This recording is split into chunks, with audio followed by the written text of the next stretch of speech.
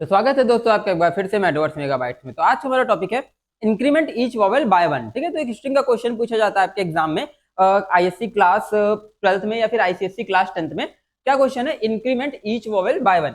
हर vowel में एक का इंक्रीमेंट करना। तो चलो समझते हैं कि करना क्या। सबसे पहले जैसे कि कोई स्ट्रिंग दी गई है आपको, है ना, बहुत छोटी सी स्ट्रिंग ले लेते हैं, ज्यादा ही छोटी ले लेते हैं, वॉवेल ही ले लेते हैं। ठीक है, WOVOWEL। ठीक, एक वॉवेल स्ट्रिंग ले ली। तो इसमें वॉवेल कौन कौन से यार? एक ओ वॉवेल, एक ई वॉवेल है। ठीक, तो इसमें क्या करेंगे, हर एक वॉवेल में एक का इंक्रीमेंट कर देंगे। तो और वॉवेल में एक का इंक्रीमेंट करोगे, ओ में एक बढ़ा दोगे तो क्या बन जाएगा? ओ का पी बन जाएगा। ई में एक बढ़ा दोगे, ई में ई का एफ बन जाएगा। ठीक है, तो क्या है कि हर एक कैरेक्टर में एक बढ़ा देना है। मतलब अगर वॉवेल है तो वॉवेल में एक इंक्रीमेंट कर दोगे। इंक्रीमेंट क्या करना है यहाँ पर है कि इंक्रीमेंट करना है आपको स्काई कोड में, मतलब उसके बाद वाला जो कैरेक्टर है वो आ जाएगा। तो फाइनल स्ट्रिंग क्या बन जाएगी आपकी?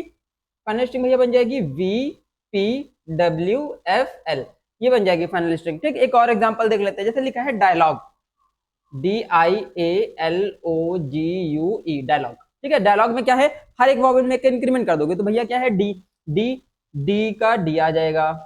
ठीक, आई का आई वॉवेल है, आई का क्या बन जाएगा? आई के बाद क्या आता है? जे, जे बन गया। ए के बाद आता है बी, बी बन गया। एल का एल ही रहेगा क्योंकि कॉन्सोनेंट। ओ का क्या बन जाएगा? पी। जी का जी ही रहेगा। यू का क्या बन जाएगा?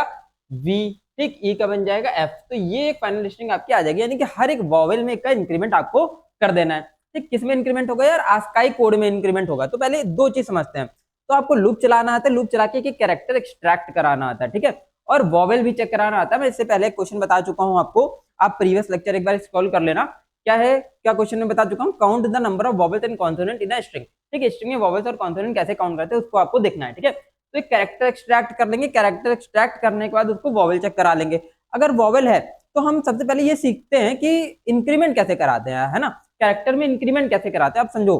कैरेक्टर जो है, कैरेक्टर तो एक कैरेक्टर टाइप का वेरिएबल है, और जो इंक्रीमेंट हो रहा है वो अस्काई कोड में हो रहा है।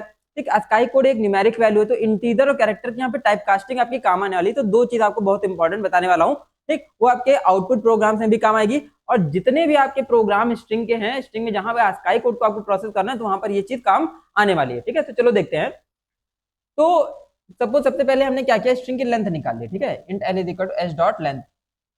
वही सेम प्रोसेस है जो मैंने पिछले लेक्चर में आपको बताई हुई है। तो एस डॉट लेंथ कर दिया। तो अभी क्या होगा यहाँ पर, फॉर कैट लूप चलाने वाले हम लोग, वही same loop, int I is equal to 0, I less than length I plus plus.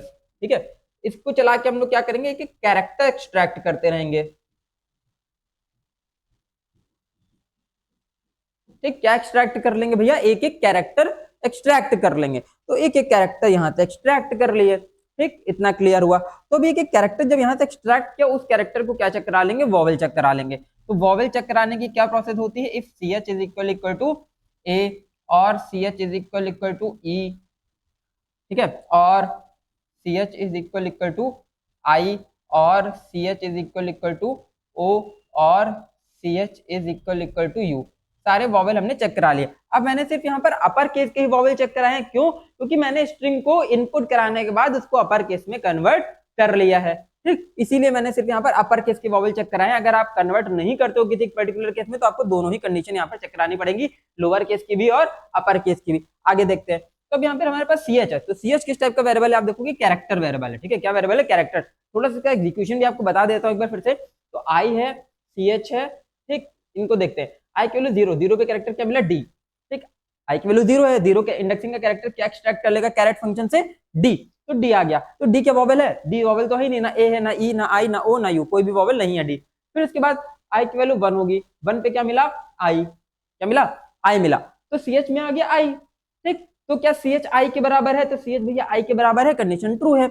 Yes, इसके बराबर है, आई के बराबर है, कंडीशन ट्रू है। कंडीशन ट्रू है तो क्या होगा? आई में एक बढ़ाना है। ठीक है, आई में एक बढ़ाना है तो सिंपली आप इंक्रीमेंट ऑपरेटर का यूज कर सकते हो। यहाँ पर क्या लिख देना है? सिर्फ सी एच प्लस प्लस। तो अब आप कहोगे सी एच तो कैरेक्टर टाइप का है, कैरेक्टर में इंक्रीमेंट ऑपरेटर कैसे सपोर्ट करेगा? ठीक है, कैरेक्टर में इंक्रीमेंट ऑपरेटर कैसे सपोर्ट करेगा? तो यार क्या होता है, देखो कैरेक्टर जो वैल्यू स्टोर करता है वो भी किस टाइप की करता है? इंटीजर फॉर्म में ही स्टोर करता है।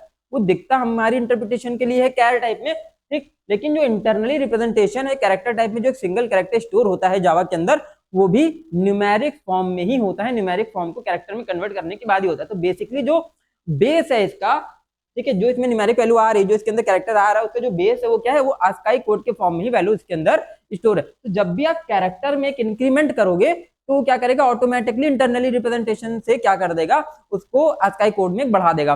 ठीक, तो CH++ से क्या हुआ, ASCII कोड में ऑटोमेटिकली एक इंक्रीमेंट हो गया और उसको किसमें कन्वर्ट कर दिया गया, ऑटोमेटिकली कैरेक्टर में भी कन्वर्ट हो गई वैल्यू। ठीक है, दोबारा से एक CH का कॉलम बना लेते हैं। ठीक, तो अगर इसको दूसरी टाइप से लिखना होगा तो क्या करेंगे, हम ऐसे लिख सकते थे भैया, CH is equal to CH+1। तो ये इंटरप्रिटेशन गलत है। ठीक है, ये इंटरप्रिटेशन गलत है, ये स्टेटमेंट गलत है। तो भैया गलत क्या है, समझो आप, क्या है, इंटीजर का जो साइज है यार वो होता है 4 बाइट का, कैरेक्टर का जो साइज है वो होता है 2 बाइट का।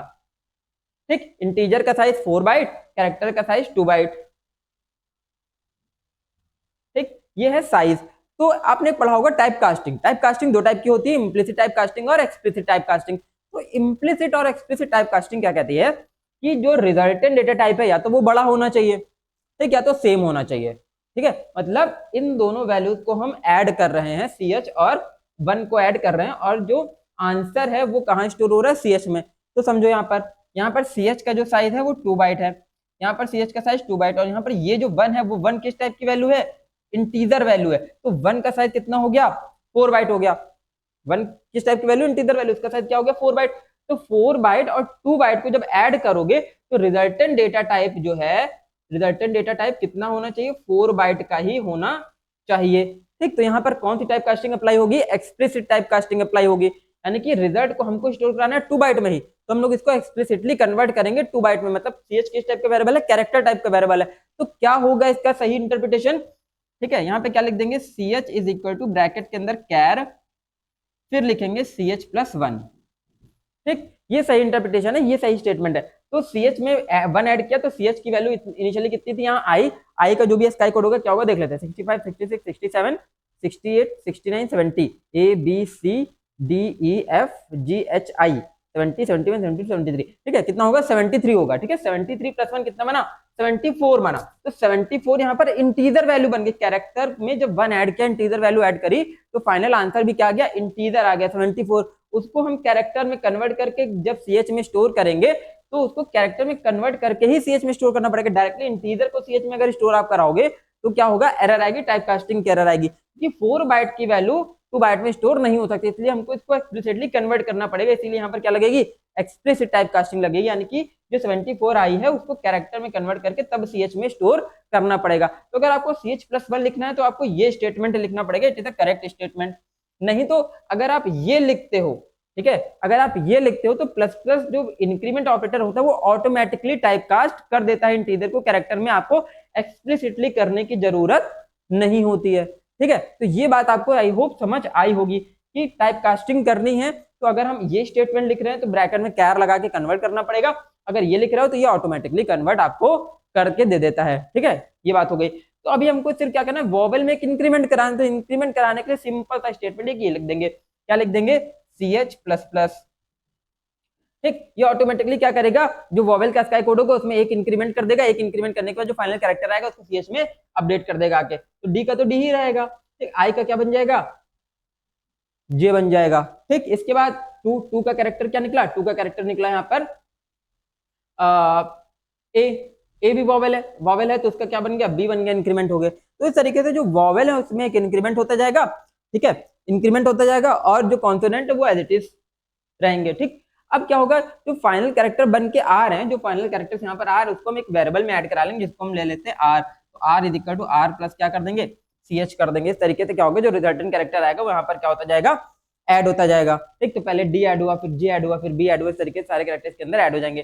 ठीक, तो फाइनल स्ट्रिंग जो बनेगी वो किसमें बनेगी, यहाँ पर R में बनेगी। तो मेन मोटिव हमारा आपको ये समझाना था कि हम ASCII कोड में इंक्रीमेंट या डिक्रीमेंट कैसे करते हैं। ठीक, तो ये लॉजिक हुआ यहाँ पर।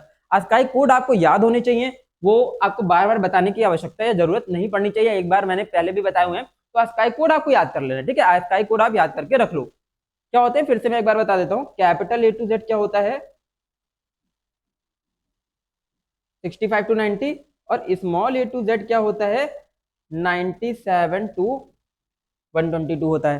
ठीक है, 65 से 90 होता है, 97 to 120 होता है। ये दो क्या है आपके पास, ASCII कोड है। ठीक, तो ये आपको लर्न होने चाहिए बिल्कुल, क्योंकि बहुत सारे प्रोग्राम में लॉजिक यहाँ पर आपका यूज होता है। अब हम इसको एक प्रॉपर प्रोग्राम के थ्रू देखते हैं कैसे काम कर रहा है ये। ठीक है, तो हमने क्या किया कि स्ट्रिंग इनपुट करा लिया सी डॉट नेक्स्ट लाइन से स्कैनर के थ्रू, स्कैनर का ऑब्जेक्ट ऊपर बनाया और स्कैनर के लिए जरूरत होती है यूटिल पैकेज की, तो यूटिल पैकेज हमने सबसे ऊपर इंपोर्ट करा के रखा हुआ है। तो यूटिल पैकेज इंपोर्ट कराया, स्कैनर का ऑब्जेक्ट बनाया, स्कैनर का ऑब्जेक्ट बनाने के बाद हमने क्या लिख दिया, एंटर स्ट्रिंग, यूजर को एक मैसेज दे दिया कि भैया एक स्ट्रिंग इनपुट कर लो। इनपुट करने के बाद सी डॉट नेक्स्ट लाइन से एक स्ट्रिंग इनपुट करा ली, उसको अपर केस में कन्वर्ट कर लिया ताकि हमको वोवेल को दोनों केसेस में ना चेक कराना पड़े।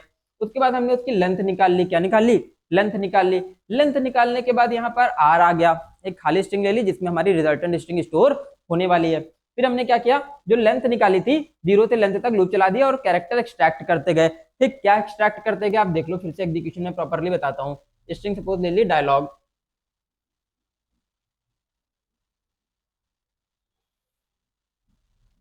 कहाँ स्टोर है, एस वेरिएबल के अंदर स्टोर है। और इसकी लेंथ कितनी होगी यार, लेंथ कितनी होगी, इतने कैरेक्टर्स तो गिन लेते हैं 1 2 3 4 5 6 7 8, 8 लेंथ हो गई। इसकी इंडेक्सिंग क्या होगी 0 1 2 3 4 5 6 7। ठीक, 8 लेंथ है तो 0 से 7 तक इंडेक्सिंग होगी। तो आई की वैल्यू पहले कितनी है यार, आई की वैल्यू है 1, आई सी एच आर। तो आई की वैल्यू कितनी होगी 0, 0 पे कैरेक्टर क्या आ गया, डी आ गया। ठीक, तो डी क्या वोवेल है, कोई डी वोवेल नहीं है, कंडीशन फॉल्स हो गई, कंडीशन फॉल्स हो गई, आगे बढ़ गए। ठीक, तो आर में कंडीशन फॉल्स होगी तो डायरेक्टली कहां जाएगा, इस वाले स्टेटमेंट पे आ जाएगा, यहां से आ जाएगा डायरेक्टली यहाँ पर। कंडीशन फॉल्स है तो कंडीशन तो फॉल्स है सारी, सी एच का भी डी के बराबर तो है नहीं, मतलब ए ई आई ओ यू के बराबर तो है ही नहीं, तो डी है क्योंकि कंडीशन सारी फॉल्स होगी, डायरेक्टली आ गया इस वाले स्टेटमेंट पे। तो जो सी एच था उसको आर में ऐड करा देंगे, तो सी एच था उसको आर में ऐड करा दिया तो आर में डी ऐड हो गया। फिर आगे गए यहाँ पर इंक्रीमेंट हुआ आई की वैल्यू, आई की वैल्यू इंक्रीमेंट हुआ, आई निकला यहाँ से, यहाँ पे क्या निकला डी आई, 1 पे क्या कैरेक्टर आई, तो कैरेट फंक्शन ने आई को निकाल के दे दिया, कहाँ स्टोर कर दिया, सी एच में। फिर क्या हुआ, चेक कराया कि आई है, तो हाँ भैया आई है, कंडीशन ट्रू है, कंडीशन ट्रू है तो अंदर आएंगे यहाँ से इस वाले स्टेटमेंट पे, क्या कर देंगे सी एच प्लस प्लस, तो आई में एक बढ़ा देंगे, आई का बन गया यहाँ पर जे। ठीक, यानी कि आई के स्काई कोड में एक बढ़ा देंगे। ठीक है, आई में एक बढ़ा देने का मतलब आई का स्काई कोड में कन्वर्ट किया, एक बढ़ाया और रिजल्टेंट कैरेक्टर जो है वो उसको सीएच में ही अपडेट कर दिया, तो सीएच की वैल्यू अल्टीमेटली क्या हो गई, जे हो गई। ठीक, क्योंकि मैंने आपको भी बताया कि ये ऑटोमेटिकली क्या करता है, टाइप कन्वर्जन, टाइप कास्टिंग कर देता है, आपको दोबारा से इंटीजर से कैरेक्टर कराने की जरूरत नहीं, वो ऑटोमेटिकली ही कन्वर्ट कर देगा प्लस प्लस ऑपरेटर। ठीक है, तो आई का क्या बन गया जे। अब जो अपडेटेड कैरेक्टर आया वो आर में ऐड हो गया, तो डी तो ऑलरेडी था, डी के बाद जे भी ऐड हो गया। फिर 2 ए क्या बन गया, ए का क्या बन जाएगा, बी बन जाएगा। ठीक, तो क्या बन गया D J B, updated character फिर से आर में ऐड हो गया। फिर आया 3 पे भैया क्या मिला, एल। ठीक, एल तो क्या है, कॉन्सोनेंट है, तो D J B L, L हो गया यहाँ पर। 4 पे क्या हो गया, ओ, तो ओ का क्या बन गया, पी बन गया, तो D J B L P बन गया। 5 पे क्या बन गया, जी। ठीक, जी मिला, तो जी तो कॉन्सोनेंट है, कॉन्सोनेंट होगा तो कन्वर्ट नहीं होगा, तो क्या बन जाएगा D J B L P G. फिर क्या होगा 6 पे क्या मिल गया, यू मिल गया, यू कॉन्सोनेंट है, वोवेल है, सॉरी यू वोवेल है, वोवेल है तो क्या बन जाएगा, यू का वी बन जाएगा, तो क्या बन गया D J B L P G V बन गया। फिर 7 आया, 7 पे क्या मिला, ई।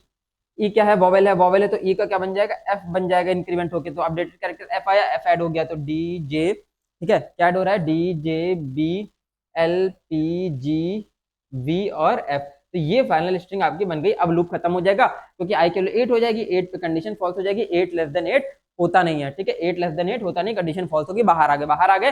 बाहर आने के बाद जो रिजल्टेंट स्ट्रिंग स्टोर है वो कहाँ स्टोर है, आर में भाई स्टोर है, आर में स्टोर है, तो आर को जाकर क्या कर देंगे, प्रिंट करा देंगे रिजल्टेंट स्ट्रिंग मैसेज देकर। तो क्या कर दिया, आर को रिजल्टेंट स्ट्रिंग मैसेज देकर यहाँ पर प्रिंट करा दिया, तो क्या वो फाइनल स्ट्रिंग जो बनी हमारी यहाँ पर क्या हो गई, प्रिंट हो गई। तो इस तरीके से हमने क्या किया, वोवेल में एक एक का इंक्रीमेंट कर लिया। तो आई होप आपको ये समझ आया होगा, कोई डाउट है तो आप कमेंट सेक्शन में पूछ सकते हैं। तो बने रहिए हमारे साथ अगले लेक्चर के लिए।